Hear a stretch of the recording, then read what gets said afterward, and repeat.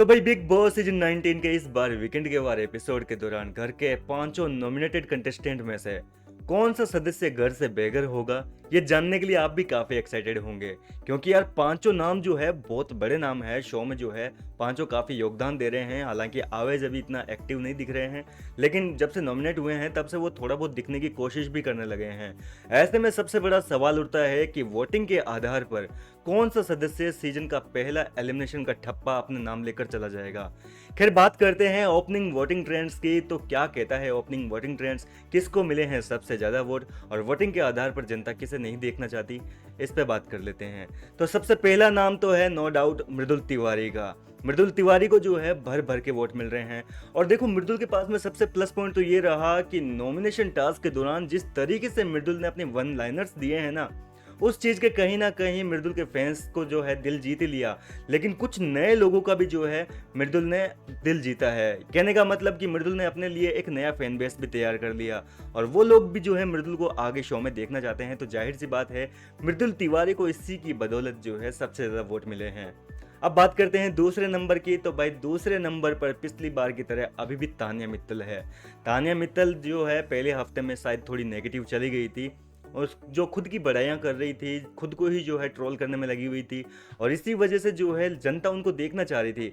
लेकिन इस बार वीकेंड के वाले एपिसोड के दौरान तानिया में काफ़ी बदलाव देखने को मिल रहे हैं। एक तरीके से नेगेटिव से वो पॉजिटिव दिखने लगी है और इसी की बदौलत जो है तानिया को अभी भी जनता काफ़ी पसंद कर रही है और तानिया को वोट मिल रहे हैं। अब बात करते हैं तीसरे पायदान की। तो भाई अमाल मलिक जो है वो तीसरे नंबर पर है। अमाल को भी जनता भरपूर तरीके से देखना चाह रही है।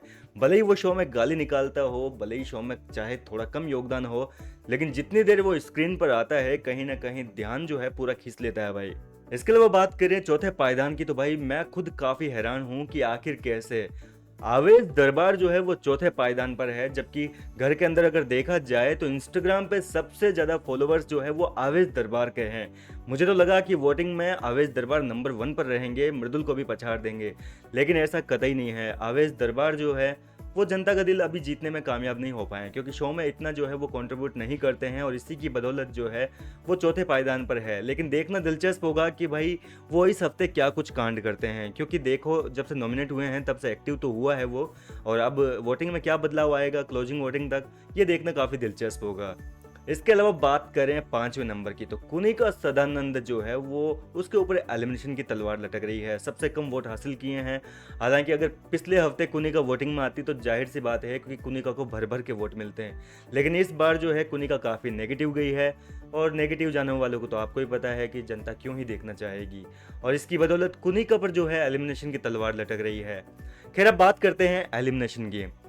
तो देखो यार मुझे नहीं लगता कि कुनिका का पत्ता बिग बॉस वाले जो है इतनी जल्दी काटेंगे, क्योंकि अगर देखा जाए तो शो में काफ़ी योगदान दे रही है, अपना कंट्रीब्यूशन जो है कुनिका का काफ़ी ज़्यादा है और मुझे नहीं लगता कि एलिमिनेशन वोटों के आधार पर तो जो है अगर किया जाएगा। हो सकता है कि इस बार कुछ ट्विस्ट लाया जाए मेकर्स की तरफ से, किसी को बीच में निकाल दे, या फिर इस बार भी जो है एलिमिनेशन को रोक दिया जाए और अगले हफ्ते जो है एक साथ 2 सदस्यों को घर से बेघर कर दे, क्योंकि पांचों बड़े चेहरे हैं, शो में कंट्रीब्यूट कर रहे हैं और इन पांचों में से अभी किसी को निकालना मेकर्स की एक बड़ी गलती हो सकती है।